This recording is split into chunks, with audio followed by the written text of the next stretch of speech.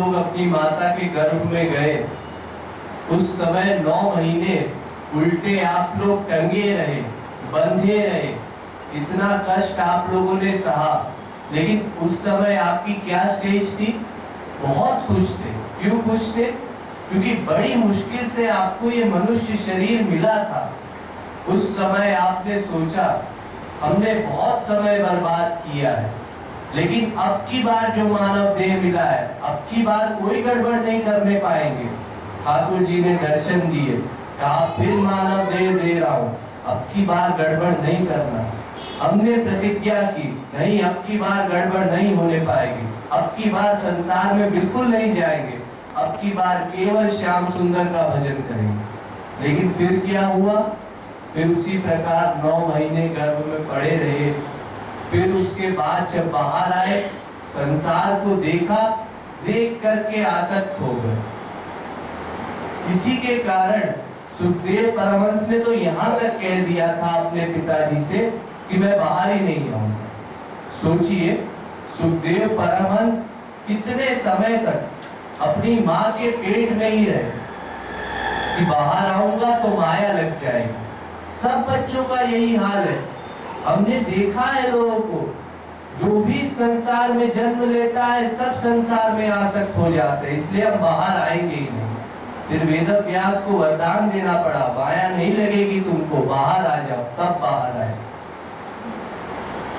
जिस प्रकार हमको दर्शन देते हैं भगवान, उसी प्रकार भगवान ने परीक्षित को भी दर्शन दिए थे माँ के गर्भ में। लेकिन परीक्षित का क्या हाल हुआ था? परीक्षित ने भगवान को देखा और देख करके ऐसी आसक्ति हुई कि बाहर आने के बाद भी वो आसक्ति बनी रही। वही भगवान को ढूंढते रहे, सबकी शक्लें देखते रहे। अंदर तो हमने देखा था बड़ा सुंदर रूप, और ये बाहर कैसे उल्टे सीधे चेहरे पड़े हैं। सबका परीक्षण करने लगे, इसलिए उनका नाम पड़ गया परीक्षित। लेकिन ये स्थिति हमारी नहीं है।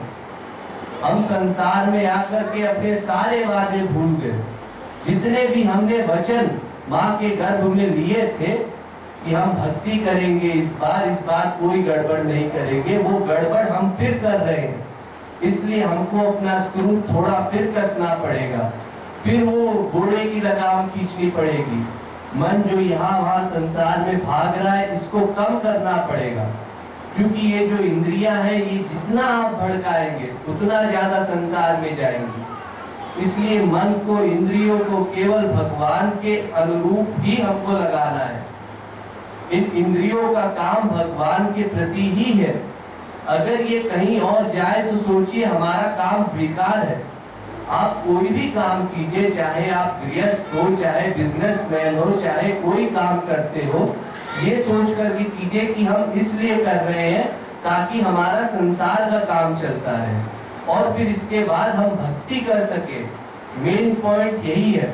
आप खाना खाते हैं, उसमें भी रियलाइज कीजिए कि हम खाना इसलिए खा रहे हैं ताकि खाने के बाद जो शक्ति हमको मिले, उससे हम भगवत गुणगान कर सके, भगवान का कीर्तन कर सके।